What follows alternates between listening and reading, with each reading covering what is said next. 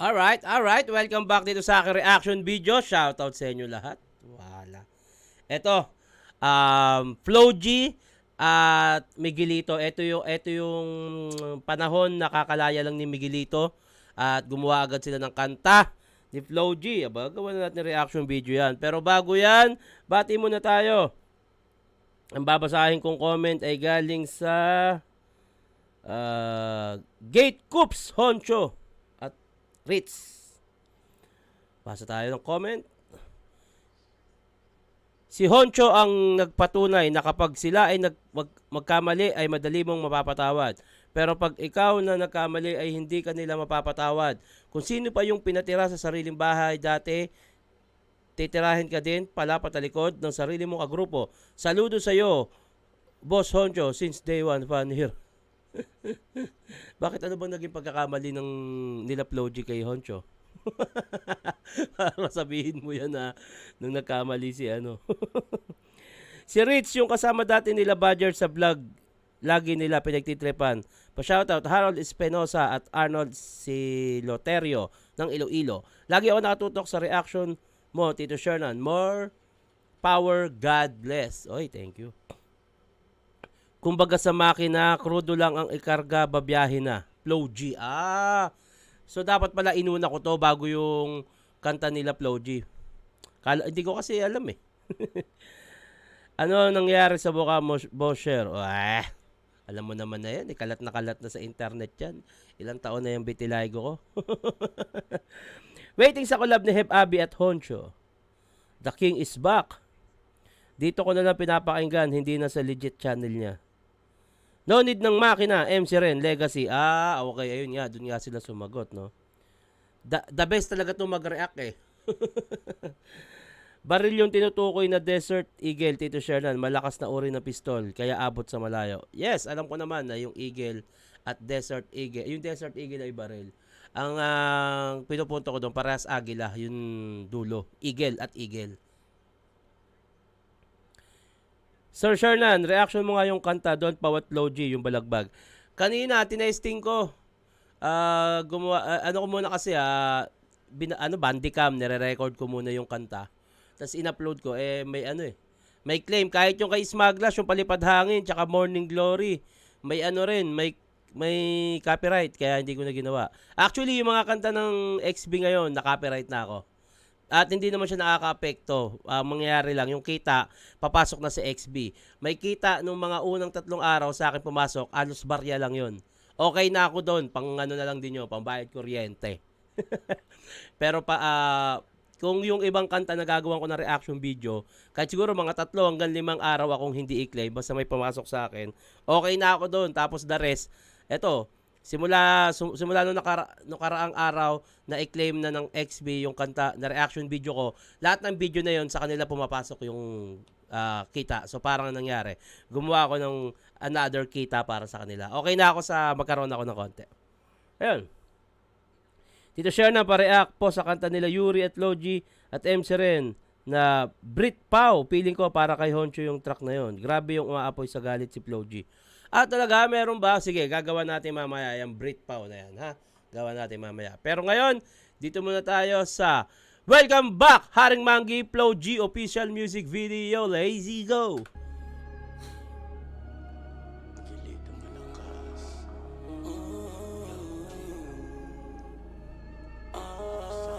Ayan na. Ito nga yun. Ito yung nahuli si Miguel.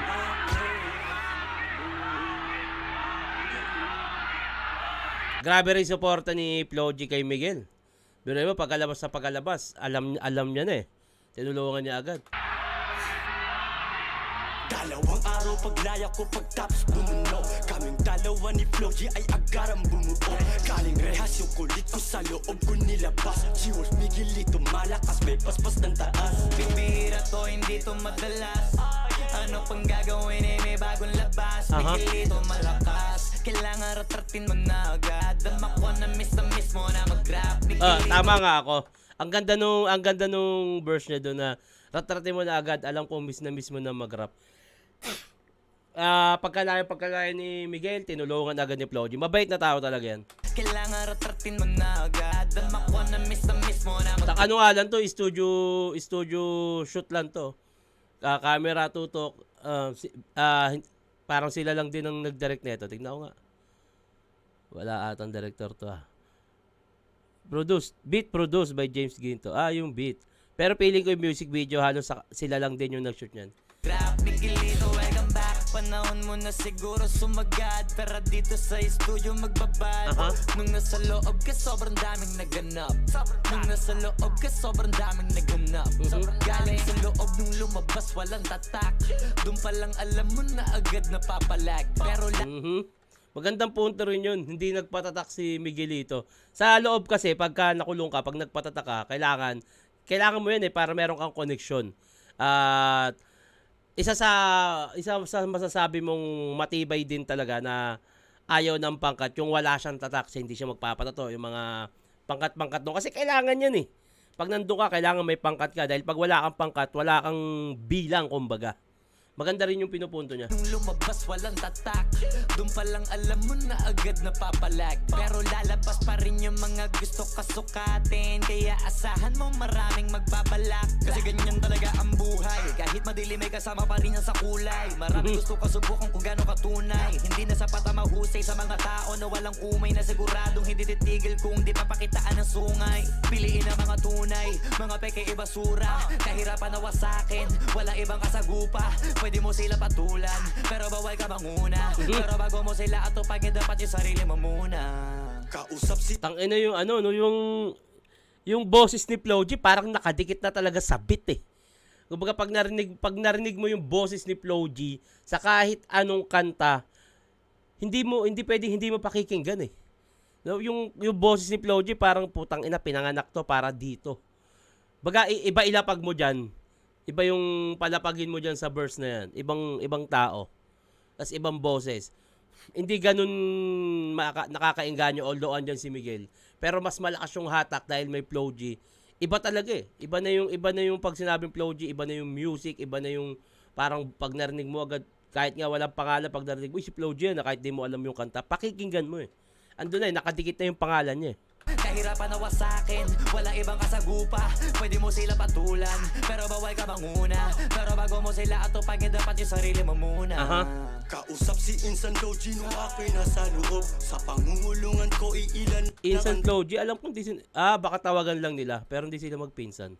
Usap si Insan Doji nung ako'y nasa loob. Sa pangungulungan ko iilan lang ang tumulong. Tumanaw si Ojeniro, sa likod ko siya lagi. Di ako pwede mapuryo, inisip ko mga mali kong nagawa.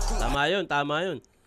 So, isa sa mga dumalaw sa kanya si El Niro, ang OG ng TBS dyan sa Ayala Hood. Sa pangungulungan ko iilan lang ang tumulong. Tumanaw si Ojeniro, sa likod ko siya lagi. Di ako pwede mapuryo, inisip ko mga mali kong nagawa. Kala ko nagawa yung rhyme. Na mali kung nagawa. Okay. Doon pala yun. Sa pangungulungan ko iilan lang ang tumulong. Tumanaw si Ojeniro, sa likod ko siya lagi. Di ako pwede. Yun. Sa likod ko siya lagi. Mga mali kung nagawa. Yung karugtong. Nung kala ko ang karime ng lagi ay nagawa. Ano lang siya, parang binilisan niya lang yung rhyme. Di mapuryo, inisip ko mga Mali kung nagawa. Kung alam mo ang dinanas ko, di ka matatawa. Gusto lang pinapatay ang aking kaluluwa. Dahil sa karanasan ng manggi ay natutunan. Tignan mo mga inggit maluluwa. Nabawi ako paglaya hanggang sa aking pagpanaw. Nung nasa selda ako, di ka man lang dumalaw. Hoy! Tanginan to. Parang Hindi ko alam kung saan ka nakakulong, Miguel Tsaka bahala ka, gusto mo yan Si Miguel, nakikita ko na to dati kasi may bahay kami sa San Marino at nasa kabilang street lang siya. Actually, nakita ko na to dati nung may okasyon sa amin. Alam ko pumunta na to si Miguel. Birthday ata ng pinsan ko si Joy. Pumunta to si Miguel. Kilala rin ng tito ko yan at kilala rin ng mga pinsan ko yan doon. Hindi pa siya ganyang kakulit noon. Pero alam kong maligalig na rin talaga siya. Ayun. Nakita ko na to si Miguel dati, kimpi pa to napainom na rin to sa amin sa may South 1. Kasi may bahay kami dyan sa Jordan, dyan sa San Marino. At may mga kamag-anak ako dyan sa South 1. Shoutout sa mga pinsan ko dyan. Makabasag at yung Franco Villa na nandyan. Ayun. Share ko lang. Nakikita ko na to si Miguel dati. At yun, naging kasama ko siya. Naging kagrupo ko sa All Star Production. At ayun. Naging anak-anakan din ng tito ko yan. Yung sila Miguel, tsaka yung grupo niyan. Naging anak-anakan ng tito ko yan. Kaya nung ayun. Hanggang sa aking pagpanaw, nung nasa selda ako, di ka man lang dumalaw. Biyayang bigay ng Diyos, walang pwedeng umaga. Paspasado ng taas, pagpapala, umaapa. Nanay, tatay, utol ko at iilang mga Pero natutuwa ako sa isang banda sa nararating ni Mangi. Kumbaga, yung mga una kasing labas niyang kanta, ginagawa ko na reaction video yun eh. Tapos, meron siyang ginagawang content sa sarili niya as rapper na parang putang parang gago to Parang gano'n. Pero, napanindigan niya yung style niya. At si Miguelito lang yung ganyan yung style na pumutok talaga. Si Ojiwon kasi alam naman natin na gusto lang mag-rap ng tao pero buyol talaga. Pero si Miguelito, meron siyang sariling style yung parang, alam mo yung parang kung ano gusto niyang sabihin, idadaan niya sa beat nang hindi na kailangan daanin pa sa mas technical na paraan pero mas maiengganyo ka. Ganun ang style ni Miguelito. mga tunay ang sumuporta sa akin dun sa libingan ng buhay. Ilagay ako sa hawla pagkatapos iposas. Paglabas ko di na ako magsasayang ng oras. Sa akin paglaya mo sabi sa akin ni Flow G. 23 sa edad veterano ako'y batang OG. Sabi ko sa aking sarili Mangi ko di pa huli. Dalawa kami ni Flow G hindi maghihirap muli. Nagtipis inayos pagkatao nagpakumbaba. Nagmula sa aking dibdib ang aking mga tugma. Kung pagpipiliin Yun nga yun, nagmula sa aking dibdib ang aking mga tugma. Kung ano talaga yung gusto niyang sabihin, sasabihin niya. At the same time, siya nakaka-entertain yung way ni Miguelito kung paano siya magsulat. pakumbaba. Nagmula sa aking dibdib ang aking mga tugma. Kung pagpipiliin ka, pagpapala ko sumpa. Ang siyang magiging sagot mo ay iyong mga gawa. Ganda nun. Yeah, mayamang Mangi. Maraming salamat sa lahat ng pagpapala, Panginoon. Patawarin mo ko sa lahat ng aking mga Ayun na, manigan no. Maganda, mapangit na mga araw. Kasama kita. Lahat mo sa salamat. Ganda nung shot na yan. Sa kataas-taas. Bigyan ito malakas, Mangi. G-Wolf. Flow G. Dalawang araw paglaya ko pagtapos bumuno. Kaming dalawa ni Flow G ay agarang bumuo. Kaling rehas yung kulit ko sa loob ko nilabas. G-Wolf Miguelito malakas may basbas ng taas. Bibira to, hindi to madalas. Ganda nung chorus. Ano pang gagawin may bagong labas. Oh, yeah. Miguelito malakas. Kailangan ratratin mo na agad. Dama ko na miss mo na mag-rap. Miguelito, welcome back. Ganda nun. Ang gandang pa-welcome back na itong kantan to. Miguelito, welcome back. Congrats, ang ganda na itong kantan to. Ngayon ko lang siya halos na napakinggan. Matagal na pala yung kantang yon. Bati tayo. Susunod natin dito yung isa sa paborito kong kanta ni Miguelito, yung Lupaypay. Putang ina, sina-sound trip ko rin to. Putang ina, gagawa tayo reaction video yan. Okay. Yan talaga yung gusto mo, Tito Shernan, yung issue. Bahala sila magtirahan. Tito Shernan, try mo din mag-react doon sa kanta ni Hero, yung Taguan.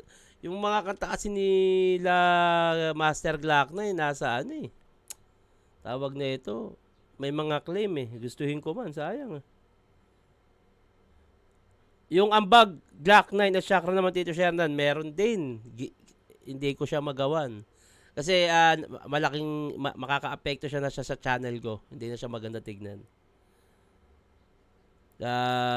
May collab yang si Honcho at Ronnie Villa sa YouTube. I-search mo, Ronnie Villa, Tito Shernan. Ayun. Maraming salamat sa inyo lahat. Sa mga magpapabate, huwag kalimutan lagyan ng pangalan taga saan. At syempre, i-comment nyo na rin kung sino yung gusto nyo gawa natin ng susunod na reaction video. Hanggang dito na lang to. Mag-iingat kayo palagi. Magandang araw.